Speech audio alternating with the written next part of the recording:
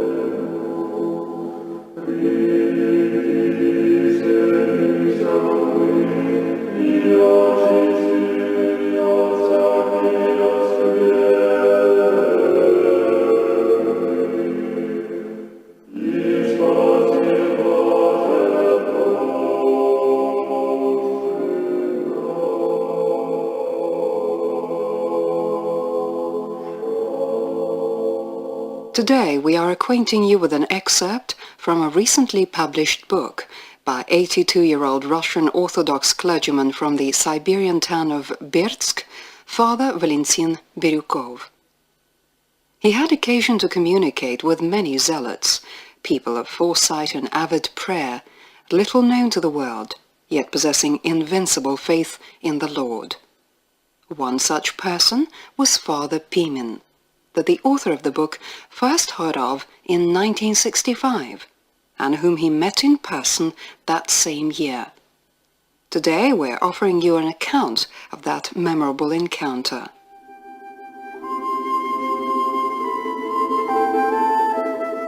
Quite unforgettable was my encounter with High Monk Pimen, who served in the town of Berdsk, Altai region, after long years of exile to the Kolyma. At the time I wasn't yet a clergyman, but simply sang within the choir of the village church.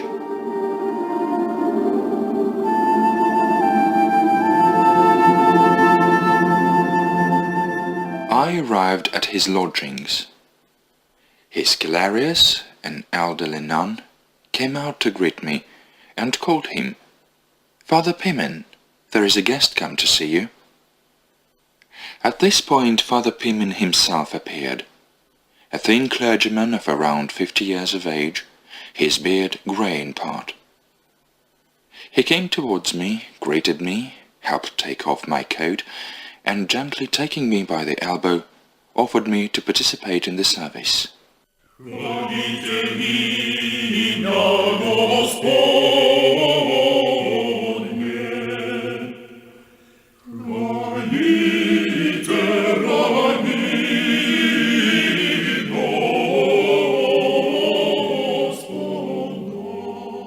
After the service, he invited me to share his repast. After saying our prayers, we sat down at the table. Mother Maria, the Hilarious, or Cellular, brought the soup. It was delicious indeed. So much did I like it that I began wolfing it down in the manner of some soldier, all the while thinking, what delicious soup this is. Suddenly, Father Pimen whispered in my ear, "It's delicious, because Mother Maria makes it. She is a nun who says all the required prayers. Whatever she does with a prayer. She lights the icon lamp, and from it the stove. We burn a wood stove. Before peeling the potatoes, she says, 'God bless,' making the sign of the cross over all the food products she uses. She cooks to the incessant accompaniment of a prayer, too. She cannot take a step without a prayer. That's why her soup comes out so tasty." I gazed at him in some bewilderment, wondering, what kind of a life did he lead if he is so adept at reading my mind? While he responds immediately, "As soon as we've finished eating, I'll tell you about myself and the life I led. God! It happened again. At that moment I guessed he was foresighted. He could see straight through me, reading all my thoughts. What immense spiritual power one needed for that. So then I thought to myself, "O Lord, give me good, virtuous thoughts." In the meantime, I continued eating. Father Pimen says right then, "That's right. Ask the Lord to grant you good thoughts." I became somewhat frightened and embarrassed to look him in the eye. I reached for the second dish, buckwheat kasha, and began tucking in, all the while avoiding Father Pimen's gaze and praying, "O Lord Jesus Christ, have mercy on me, a sinner." Suddenly, I hear, "Yes, that's the way. Always read the Lord's Prayer. The monks do not speak, but only read the Lord's Prayer. You must do the same, for then Satan will not get at your soul, since only the Lord's Holy Spirit shall reign there." My God! I could stand it no longer. I could feel I was so flushed that even my nose was bright red. All I could do was go on quickly saying the Lord's Prayer. I no longer felt the taste of the food. Finally, we finished eating, and thanked the Lord. I bowed before the icons and the hosts, and said, "May the Lord save you and grant you health." Father Pimen was inviting me. "Now, come into the room. Let us converse."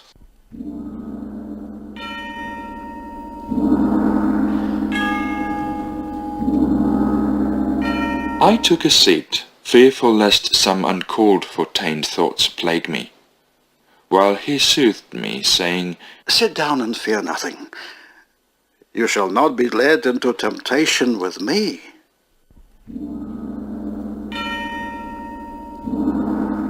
and he began narrating his life story to me. So, listen. In secular life, I was called Mikhail. In childhood, I served as sexton, was perfectly familiar with the service, read and sang. As time went by, I grew up. They didn't draft me into the army since I wasn't strong enough. I failed the medical checkup.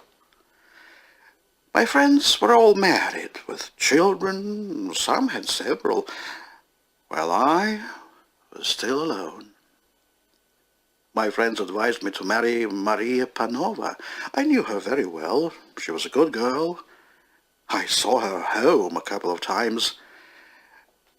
But I treated her as I would a friend, without even touching her.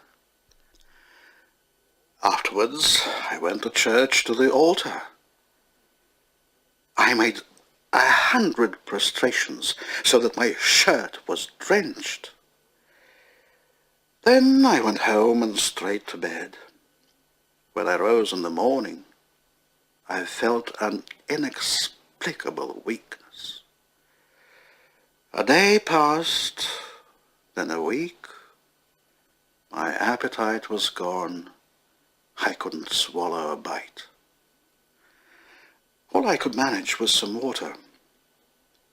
In the meantime, I didn't feel any pain, simply a strange exhaustion. That is when my mother summoned the clergyman. He received my confession, gave communion, and a month later came again to administer the sacraments. In parting, he said to my mother, "All is God's will." Mother thought that the end had come, that I was dying. Dad came home from work. They both kneeled before the icons, praying and crying. I was their only son. Well, I just lay there without the strength to get up. I was so weak and thin. I was aware I was in no position to marry. What kind of a husband could I be if I could barely move my own weight about? And so I realized that I would not receive the Lord's blessing for this marriage. And I offered a prayer. Lord, grant me life. Take pity on my poor mother. If I die, she will not survive either.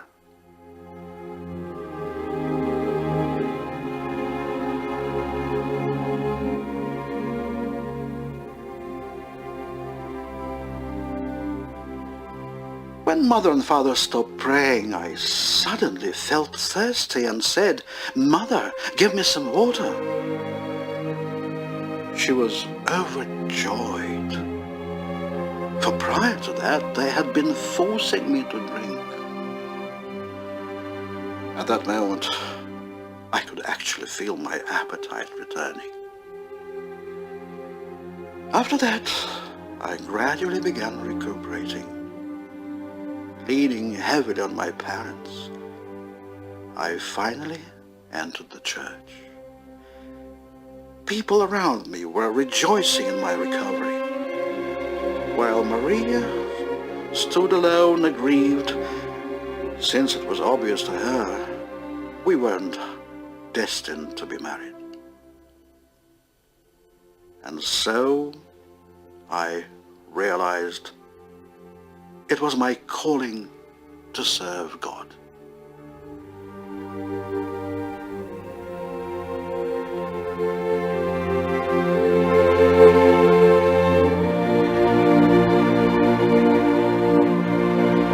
I became a sexton in the town of Berdsk.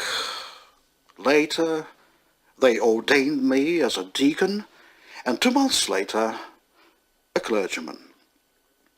Thus, I became higher monk Pimen.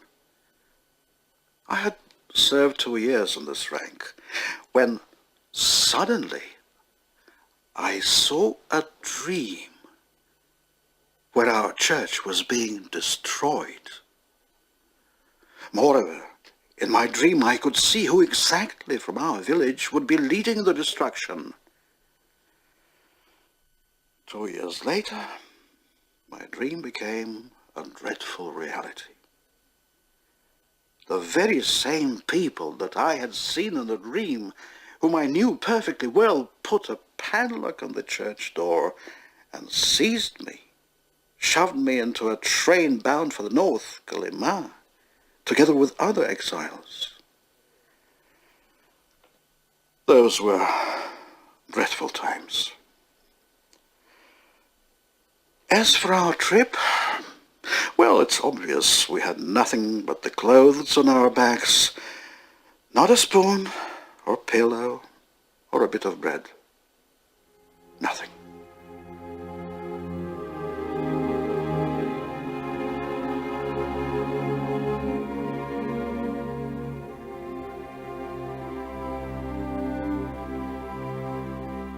When we arrived in Clergyman, there were already thousands of people working there. You see how many enemies of the people the Soviet powers that be had. We were reinforcements to that mass of enemies. I was placed to scale fish. There were those who caught fish, those who scaled it, those who made barrels for salting it, and those who chopped the wood. We were prohibited from talking during work and at table. There was even a guard on night duty, watching that we observed this silence. The moment you spoke, it meant you were an insurgent, and punishment was forthcoming. All we were fed were cooked fish heads. They would bring a big tub of these, plus 1 or 2 mugs of boiling water instead of tea, without any sugar at all. That was our meager repast. We lived in barracks, sleeping on a mat of branches and twigs thrown onto plank beds. We weren't given any clothes, working in whatever we'd arrived in. Our clothes were our bed and our pillow. We hardly ever got any soap. So we salted the fish and rolled the barrels onto ships. Only the convicts worked, while the guards were all civilians, well armed too, with whips.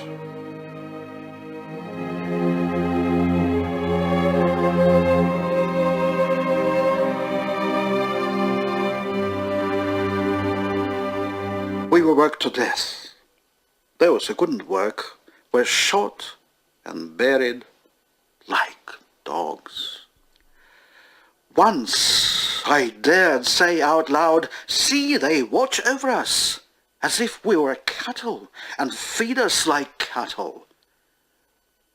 The guard on duty at the door overheard, and immediately demanded to know who had said this. I responded. He approached me, grabbed my arm in his like a vice, and dragged me outside, saying, "Out you go, rioter." Outside he knocked my hat off and made me stand under the roof with snow and rain running down right onto my head. There I stood, with my head freezing. And the guard kept shouting, "Stand where you are! Don't you dare budge!" There was such fearsome hatred in his attitude. He made as if to hit me. I thought, either my eyes will pop out, or my teeth or nose will be broken. However, for some reason he thought better of it. Perhaps because I stood there so meekly. So be it, I thought. Then my head suddenly spun, I lurched, and came down in a dead faint.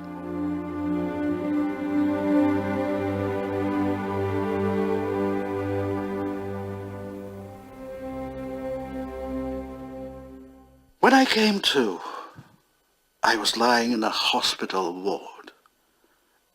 My head seemed to be on fire, swollen, as huge as a drum. I was consumed by a dreadful fever.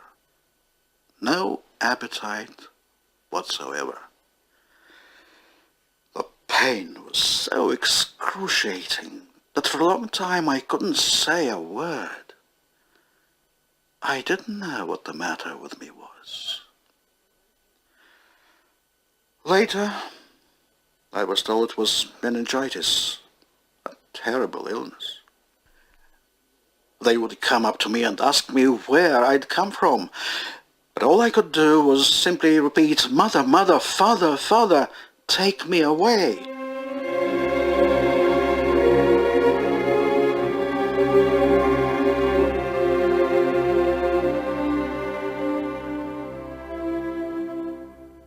Round about that time, a new batch of exiles was brought to Kolyma. The guards were told to take me along with them on their return journey. They described me as unfit for work. I don't know why they didn't just kill me. I was given back my documents. The guards had me brought home to Berdsk, to my father's house. When father first saw me, he dropped to his knees and burst out crying. He had never hoped to see me alive again. Soon afterwards, mother came and also started crying. The guards that had brought me turned out to be quite kind-hearted men. My parents cordially invited them to share our dinner, and then we said our goodbyes. Then I dropped onto the bed and slept for I don't know how long. When I awoke, my head was aching. When I began saying prayers, the pain lessened. So I picked up the Psalter and started reading. I read and passed out. I do not know how long I slept. They had decided not to disturb me. The moment I came to, I began reading the Psalter again. So only prayers gave me relief from throbbing headaches.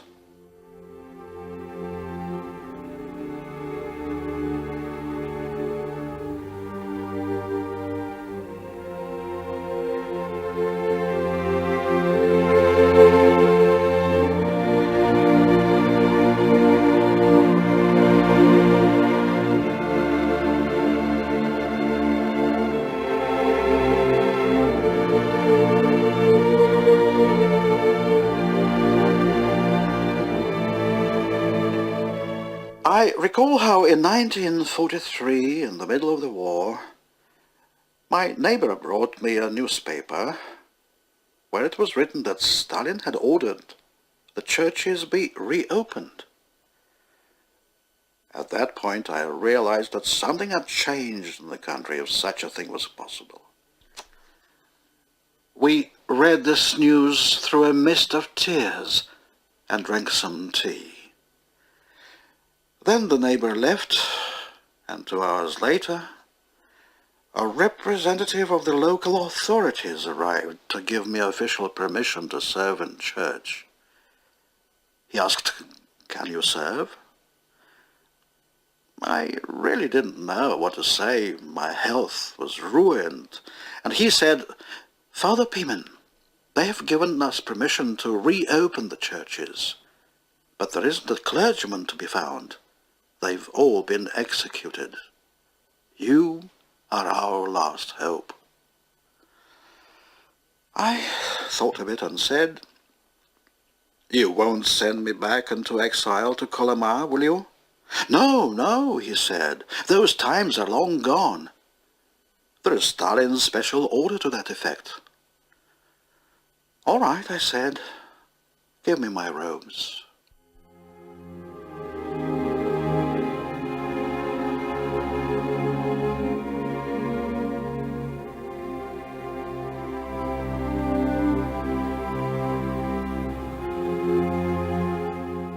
Our story will be continued in a week's time.